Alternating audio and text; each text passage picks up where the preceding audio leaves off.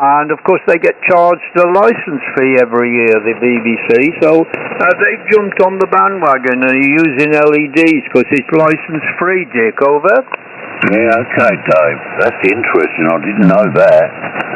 Man alive. How the airways are changing, Dave, is getting ridiculous. And look, I need to disappear. I got scared on 20 metres, and I normally do make it about this time of night. So, John, thanks for the evening. Cracking signal down here tonight, John. Better than this morning. And hope we don't get too much snow up there. Dave, always a pleasure to listen to and a pleasure to talk to. Gonna get this back to you, Dave. Very best 73s all the way round. Shake B, Z and a T, G4UP&E. Ciao. All right, Dick, always a pleasure. For sure, we both know we're still about, so long as we bump into one another and keep yakking. Fill you in another day, Dick. All very interesting, this lot, isn't it? And over to you there, John, to say tatty hilarious to Dick. G8VZD. Yeah, okay, thanks, Dave. MM0GGI. Okay, nice to hear you, Dick. Been a very good signal all night. It is starting to drop now, Dick, but anyway, good luck with your enterprise on 20, and we'll see you soon, Dick. G4UPE, MM0GGI. Take care, John, and you as well, Dave. Night. Yeah, bye-bye, Dick. Okay, John.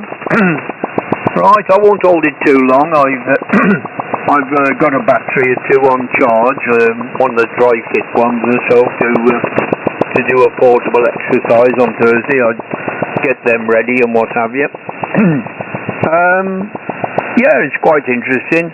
Incidentally, I bought about 10 old radios, John, for about a £5. They were going in a batch junk sale, you know. And to date, I'm still working on them. I've got 5 of them back into sort of working condition and so forth. So that's been keeping me busy and kept me off the air a bit, John. MM0GGI, and you're quite right. I think the band's beginning to drop away. G8VZT, over. Yeah, okay, Dave. MM0GGI. Yeah, the last time I spoke to you, you mentioned you've been quite busy with the renovations. I didn't know you got 10 of them, so that's kept you busy. Anyway, going back to the LED, so now I don't know anything about it really. Well, I do. It's light, I know that much, so it has to be line of sight, correct or not? Oh yes.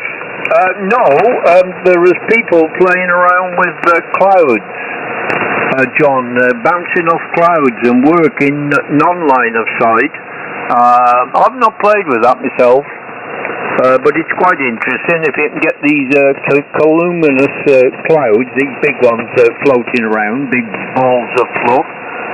You can actually aim at it and bounce off. And I think 1 or 2 people have had some success in that particular line. So, not entirely non-line of sight, John, over. Yeah, okay, but in principle you have to be able to see it, yes. Yeah. MM0GG. Yeah, so then I'll come down to the LED, you see.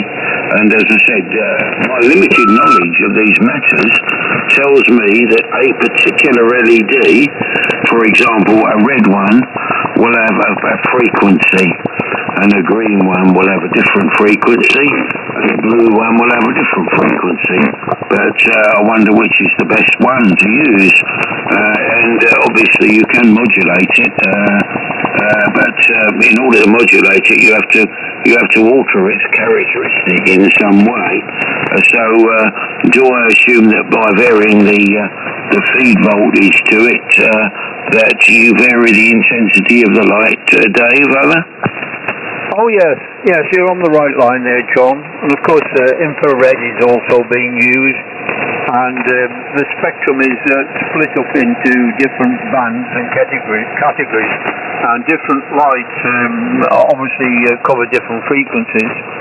and people are playing about, but I've only ever stuck to the red LED, the common one, John, at the moment, but others have been in use, and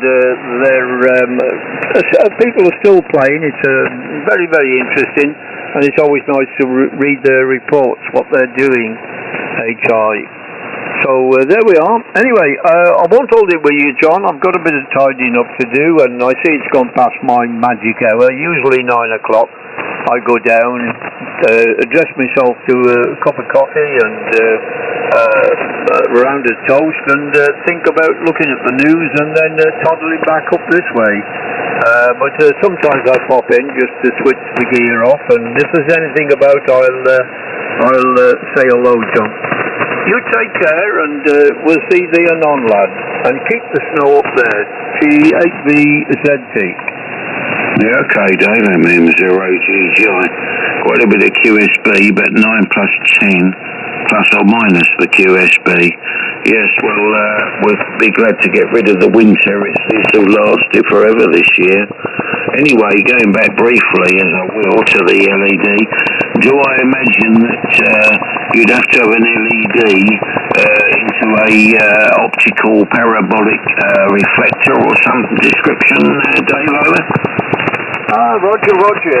The basic principle that most people start off with, or the basic kit, John, is a simple telescope. If you know this 4-inch, I think it's around about 4-inch, I think it's in metric these days, but I'm still old imperial. But you get this drain pipe, which is about 3 to 4 inches in diameter, and you put a length of that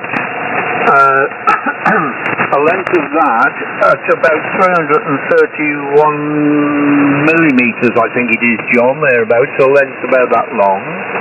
And you've got an open piece of tube.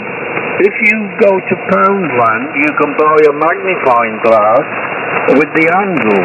And if you cut the handle off and dress it up a bit, you'll find that glass will fit in one end of the tube, and that will be the magnifying end, and then the other end, you put your LED central on a block to look at the bottom end of it, and of course it will magnify it and increase. I think it's something like about 20 or 30 dBs of gain, John, an LED going through an handheld magnifying glass, John, over. Oh, I see. And then you put that onto a reflector, do you? No, that goes straight out of that on that tube. That is the complete system, or the basic complete system, and that's capable of, to date, to my knowledge, they have done around about 150 kilometres, John, over. Oh, okay, Dave, MM0GGI. So therefore, obviously, you must put the LED at the focal point of the magnifying glass, such that the light from the LED, after going through the magnifying glass, is going in a straight beam. That is so, John, that's exactly it. It is a very, very fine pencil beam. The aiming accuracy requires 1 degree at the other end over that sort of distance, John. You're talking of about 1 degree accuracy, so you do need to be orientated to using a compass and so forth, or bearings and so forth there, John. And of course it has to be done in the dark. In the daytime you can hardly hear anything over half a mile or so, but with the same sort of system.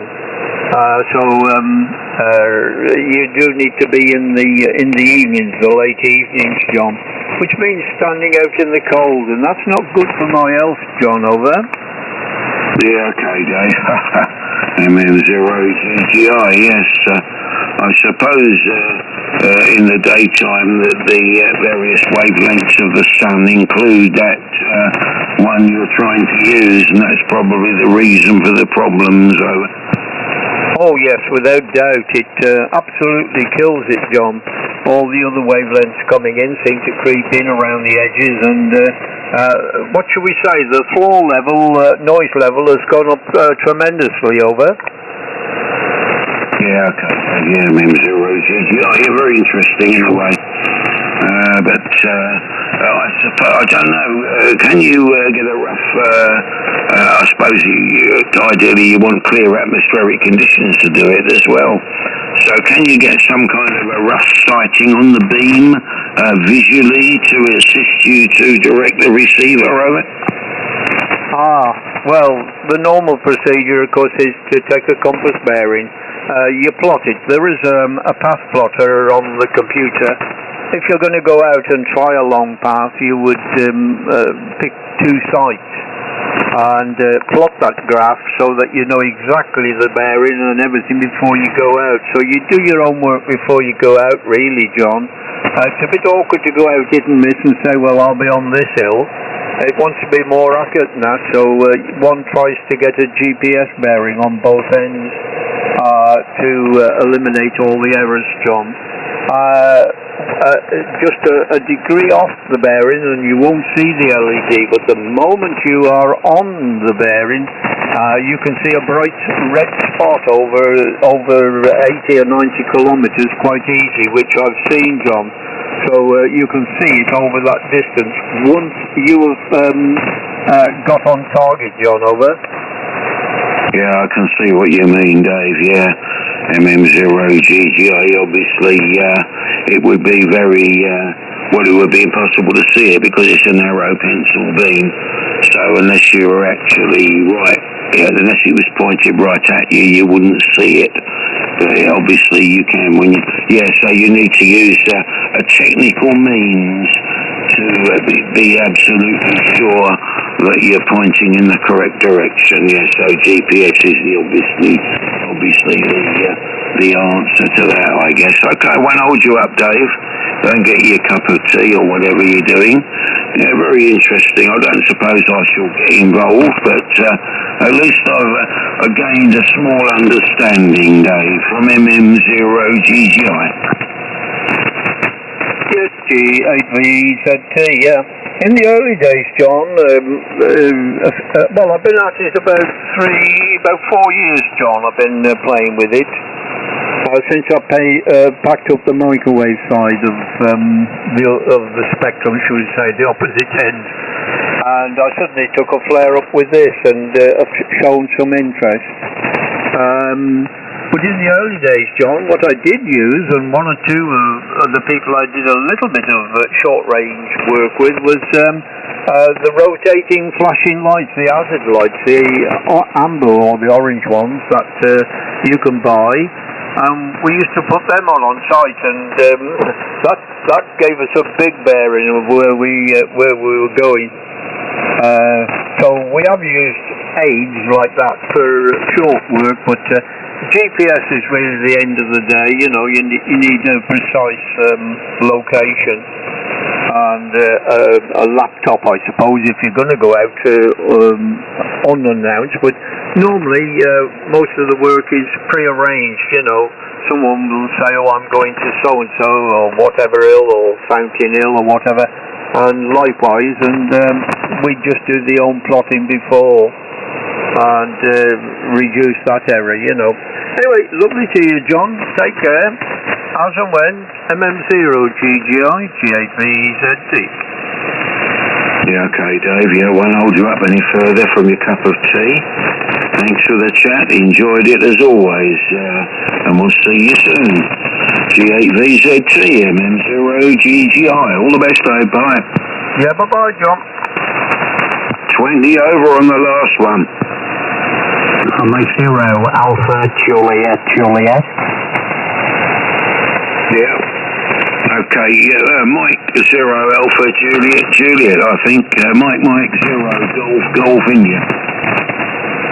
Okay, Mike 0, Golf, India, I think it was. Yeah, the name this side is Paul. My name is Paul, and I'm just north of the city of Liverpool. Just on the Lancashire-Merseyside border. Go ahead. Okay there, Paul, yeah. Mike Zero, Golf India is the call. Moggy. Name's John. I'm located in Kyleskew in Sutherland in the northwest Highlands of Scotland. And I'll give you a report on the next one, Paul. Mike Zero, Alpha Juliet. Mike Zero, Golf India. Okay, John, yeah, no problem. Yeah, well, you're 5 at 9. 59's your report. You're coming in alright. No problem at all on that.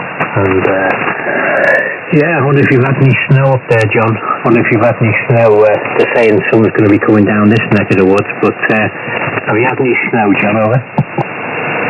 Yeah, okay, Paul, MM0GGI. Yeah, we've had some snow today up in the county of Sutherland. And the temperature this morning when we had the snow was 0.7 degrees Celsius. It then went up to plus 7 degrees Celsius, and all the snow quickly disappeared. But on the mountains around me, the snow is still lying, Paul, and the temperature has now dropped again to 1.9. So that's the sort of synopsis of the weather in the northwest Highlands, Paul. M0AJJ, MM0GGI. Yeah, from M0AJJI. Okay, John. Yeah, well, we haven't had any weather. They do reckon it's going to be coming down, this part of the country tomorrow and Wednesday, so I don't know. Although it's gone quite cold out and very, very overcast before it went dark, but we'll have to see what it throws at us tomorrow, John, But just run the 100 watts from an ICOM 7300, and the antenna is a 66-foot end-fed wire, John, over. Yeah, so on that there, Paul, and then 0GGI. Yeah, running here also a 7300. I'm using a static D104 microphone, about 80 watts, and the aerial is a nest of dipoles for 40, 60, 80, and top band, Paul, from MM0GGI. Yeah, well, it's sounding well, John. Sounding well. If I sound as good as you'll be happy.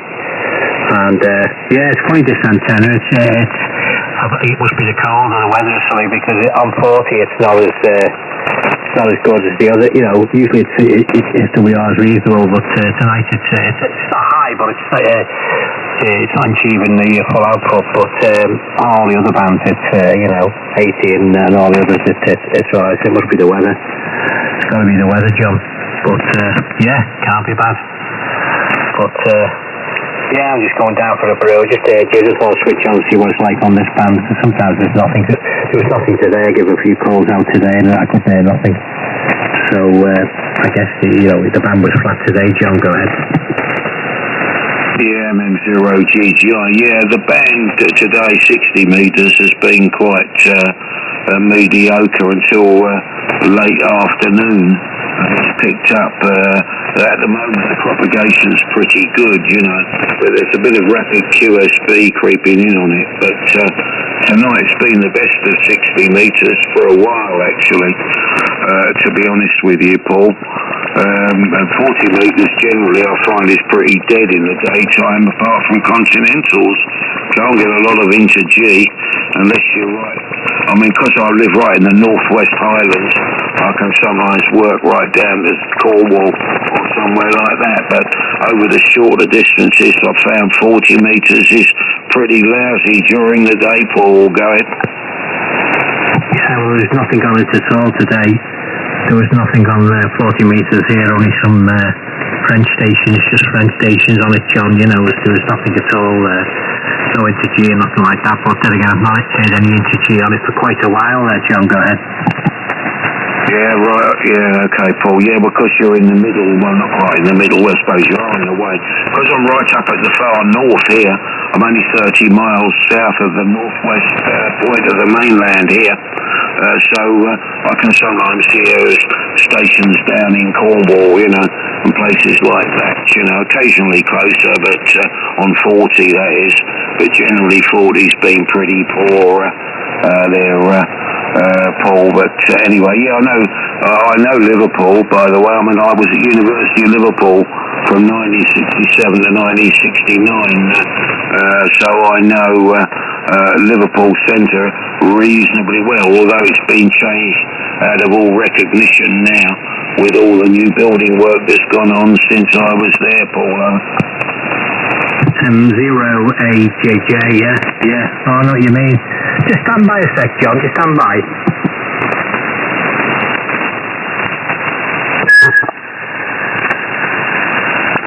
Yeah, I was just doing a little bit of a tune, yeah, no problem.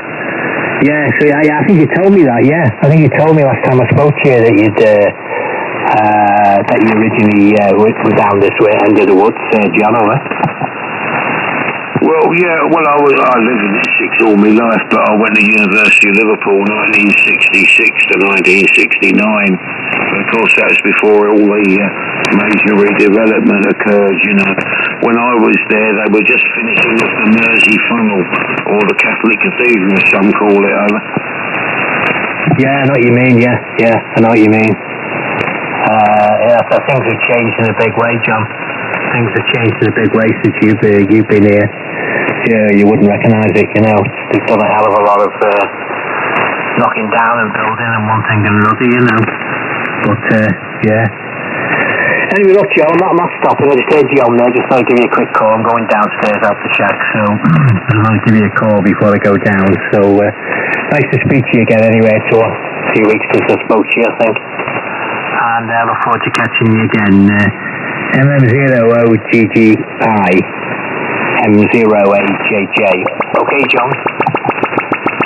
Yeah, okay, Paul, thanks for the call. A lot of noise coming on the frequency now. M0JJ, MM0GGI. Okay, see you further down the log there, Paul. You take care. MM0GGI, bye-bye. Yeah, there's a flipping noise up here. I don't know where that's come from. Cheers, mate, all the best. Bye-bye. Germany 0, Radio Oscar Whiskey. I think it was a GI0. I haven't got my pen. I think it was GI0, Radio Oscar Whiskey. Was it? I'm guessing a bit on that. MN0 GI. Golf 0, Radio Oscar Whiskey, not Golf Indian. Name is Alan. I'm not sure if we've worked before. You got 5 and 9 into the city of Manchester this evening. I just thought I'd give you a quick call and then see how you're doing. So MM0 GGI on Golf 0, Radio Oscar Whiskey. Yeah, okay there, Alan. Yeah, good evening to you. From MM0GGI, name John, located Kyleskew in Sutherland, Northwest Highlands of Scotland. Yeah, about 5 and 9 on the peaks, dropping down to 6 or 7. Quite a bit of rapid QSB there, Alan, but understand you're in Manchester. Yeah, located, as I say, Kyleskew in Sutherland. I'm about 60 miles east of Stornoway, which is on the Isle of Lewis, of course, but I am on the mainland of the Scottish mainland there. G0ROW MM0GGI. Okay, John, yeah, no problem. Yeah, the bands were pretty rough, haven't they, the last couple of days. But 40 metres at the moment, just opening up to Europe quite nicely at the moment. So we have got a couple of guys working in Winterside at the moment. These three guys, maybe it's worth looking out for on 20 metres, maybe 40. And they will be the listed sign called, I can't remember what it is at the moment, HB0, and then it'll be stroke M1 PTR or stroke M5 KJM or stroke M0 DCG. They're operating from three of our guys from Stockport Radio Society over the next couple of days, so keep a lookout for them. They'll probably appreciate the call. I'm not sure if you get down on that band, but yeah, understand the QSB has been like that all day. I struggled to get these two guys, a couple of these guys this afternoon on 20, but we managed it in the end, and but I've not been able to get them on 40 yet, so hopefully we'll try again tomorrow. But nice to meet up with you. We're in the TS850 Sugar, quite an old transmitter. Antenna trap dipole up at 30 feet, and it's a small version of the trap dipole, not the usual one. So it does seem to work quite well on 40 and 20. Somehow we just managed to get up under this band, but it is a bit of a dead loss. But it works for me, I don't know, it does the job for me. Over to you, John. MM0GGI, G0RW. Yeah, okay, Alan, G0RW, MM0GGI replying, yeah, all copied on the working conditions, doing a good job for you anyway. They're all noted on the Liechtenstein. I'll have to have a listen round, see if I can hear those guys there. I do work that band, although 40's not very good in the day, not for Inter-G, but possibly this time of night might be quite good for Europe, I don't know. But yeah, operating conditions here is an ICOM 7300, a microphone, a static D104, about 80 watts, and the aerial is a nest of dipoles in an inverted V configuration, 4 dipoles fed at the same point for 40, 60, 80 and top band. And the top band one actually goes outside my property because I can't fit it in, so it goes across the footpath and goes in a dog leg into a willow tree there, Alan. G0ROW, MM0GGI. Yeah, your 73100's doing a cracking job. They are a nice radio. We've got one at the club, and we're quite pleased with it. So they are a nice instrument, aren't they? Very, very popular. If I come to replace this, I might think about it myself. If this one decides to give up the ghost, it's only give up the ghost once, touch wood, 2%, and if it really gives up the ghost next time, I think I might just get one of those and try it out and see how it works out. But ICOM seems to be getting very, very popular these days. They're very, very easy to operate. I was quite surprised how easy it was to actually operate it. Yeah, the guys are over there for a few days and an activation really on behalf of the club, so they couldn't use the club call sign because for some reason, I'm not quite sure why. So they are sort of representing Stockport Radio Society and looking for members, so they're happy to get calls from anybody. So if you could give them a call, that would be great. So they put Liechtenstein's not very active any road, and they were putting a cracking signal in on 20 today, but the conditions were really, really poor. So give them a call by all means, and they'd really appreciate it. Hold it too long. Just thought I'd give you a quick call, but you're cracking into here at 5 times plus, just over the 9. There's a tiny little bit of QSB, but nothing to concern anything about. Okay, I'll put it back to you. MM0GGI, G0RW. Yeah, okay, Alan. MM0GGI replying, yeah.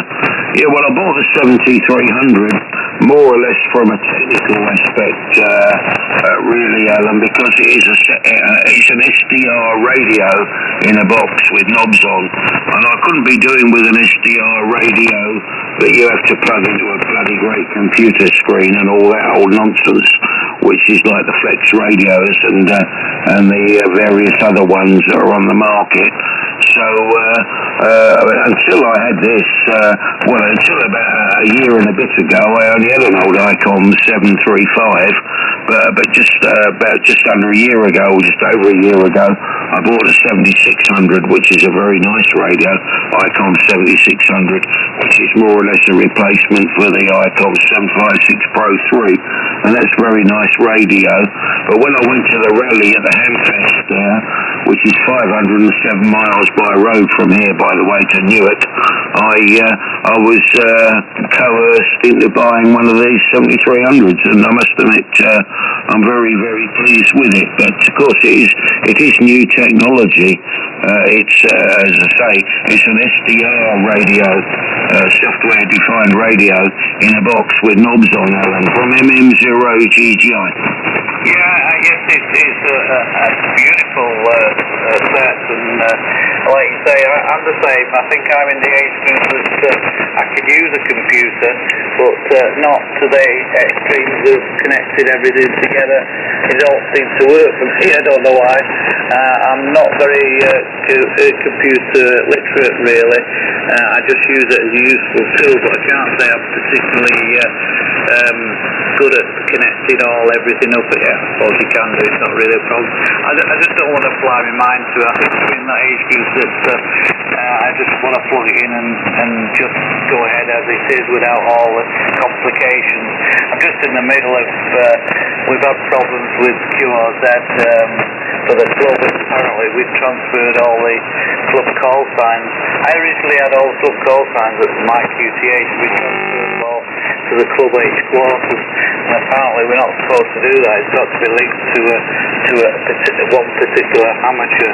So I'm just in the process of getting it all back and sorted all out, because we can't get into alter it from the club. So I've managed to get one of the call signs back, but I've had to send another ticket off to them and tell them I want all the other ones as well now. So they'll have to transfer them sort of back to me. I just used to have them all at this QTH, and in the wisdom I thought, well, I'll get rid of them all and put them to the club, but they don't work properly.